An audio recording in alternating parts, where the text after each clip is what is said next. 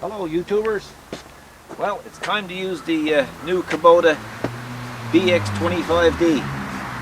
We got a Wallenstein BXM 32 on the back of it, and I've made some changes to the chipper itself before I even really got a chance to use it.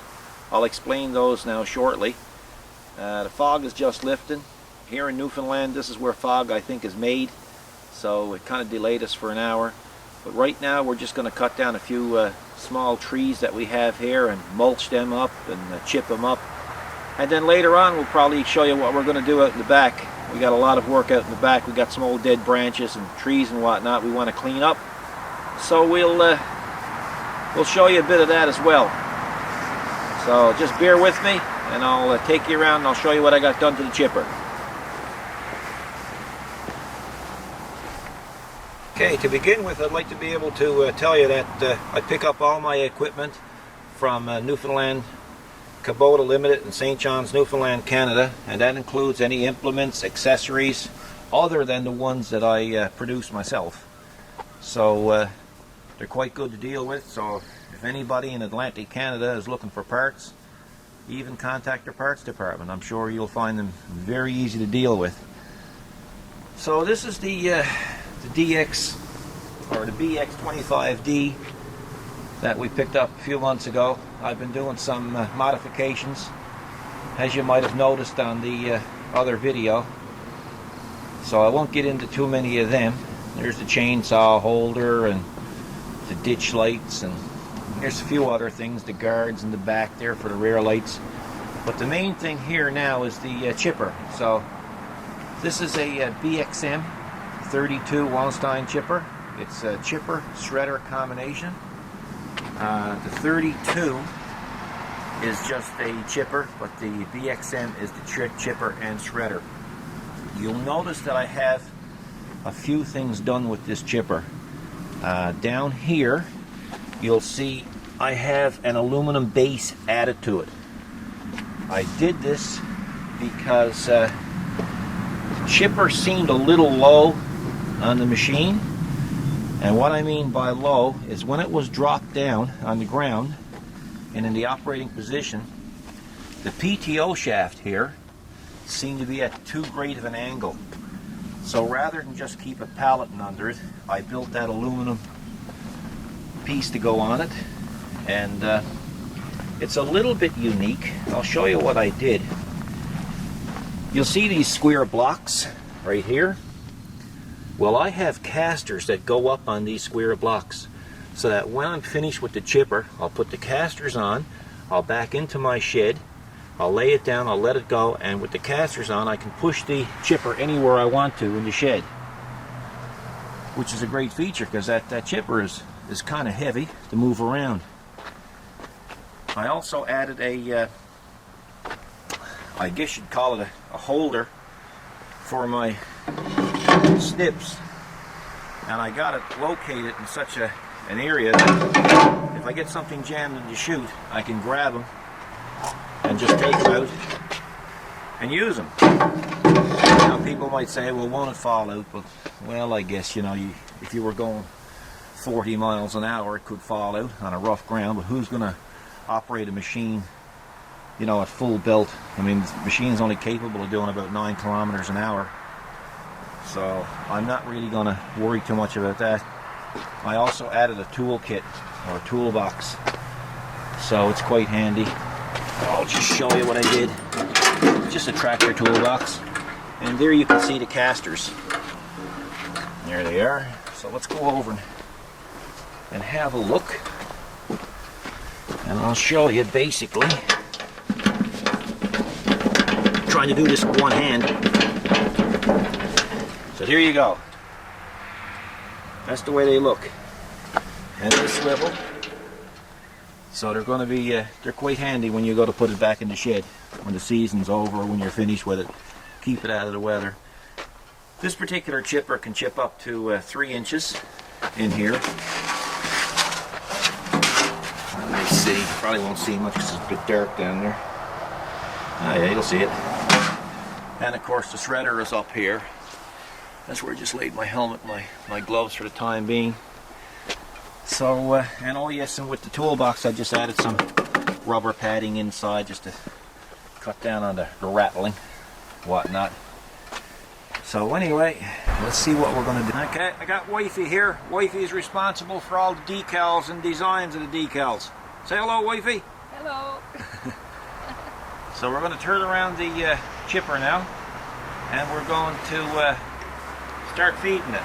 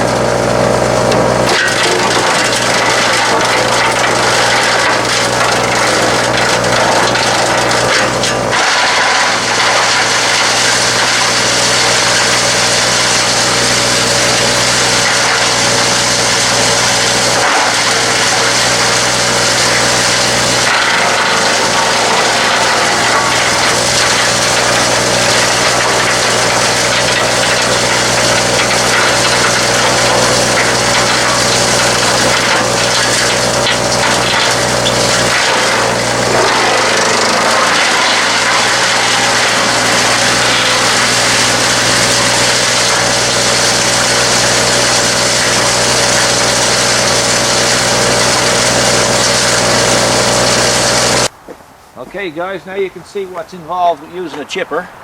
It's the first time Wifey and I has ever used this machine or anything like it. So you saw it for the first time and we did it for the first time. But I'll tell you what is critical when you're using these things. Protection. Make sure you get yourself a good helmet with ear protection and face protection. Don't cheapen out. Get yourself a good quality one. Because I'm telling you, there's twigs and branches all over the place here. And if it hits you in the face, it's going to hurt you. Possibly lose an eye. lose your lips, lose your eyebrows. You could lose anything. It could be all and it gets worse from there down. It does. From the neck down. From the neck down, yeah. So, you know, like, keep that stuff clear of the chipper. Keep that in mind. Just to give you an idea how much chipping it's done. Of course, remember now, some is spilled out. Look, there's even a branch over here, part of a branch. So imagine if that hit you. And there you go. You know, that's only in probably less than 10 minutes work. So it's nice. Otherwise, it would be burnt, which really we're not allowed to burn here in this municipal area because of a fire hazard. But this is what you got. And of course, there's some shredding involved in that as well. But what I have learned, I do like the combination of the shredder and the chipper. It's a nice combination. When you got branches too small that won't go in the chipper, you'll always got the shredder. So that's one thing to consider when you're buying one. What else can I tell you about it? As you can see, my my little trimmers came in handy. My little scissors there, they came in handy. Pruners, I guess you'd call them. And it's nice to have them right next to the chute when you need them, because you can get at them quick enough. Traffic's really picking up around here now, and I'll just pan away so you can see surrounding area. So people often ask me too what type of camera that I'm using, and in this case, let me see, it's a Sony HDR PJ760. It's a projection type camera, but it's high definition, and I'm telling you, like, it's good.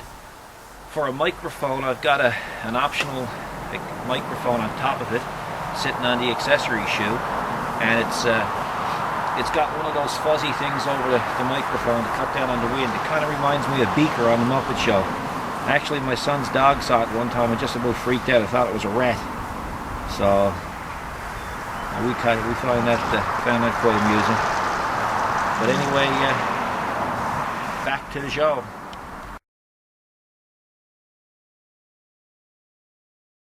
Hello again, folks. Well, we've been using the Kubota BX25D for the day now. We just about got our most used up that we chipped this morning. So now I got the backhoe back on, and I'm using the ripper tooth that I fabricated. We call it the claw.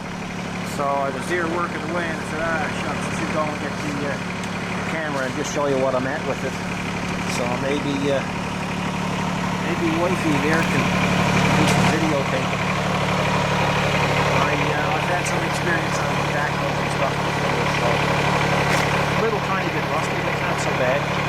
Anyway, I put a fountain in here, as you can see, and then we're putting a nice decorative light here, but we have to run power to it.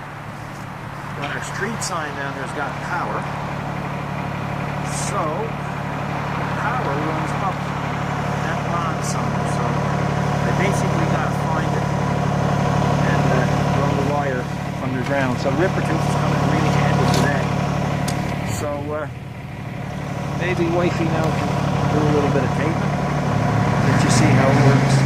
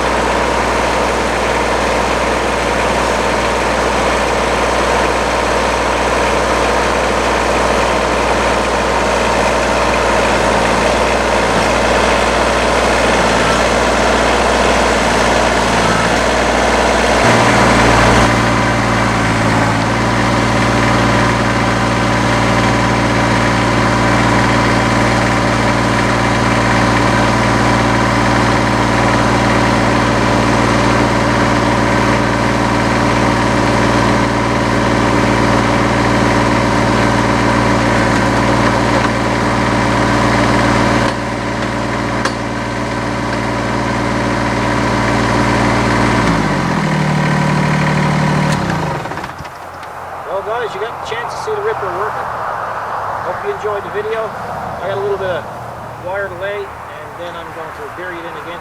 Thanks for watching.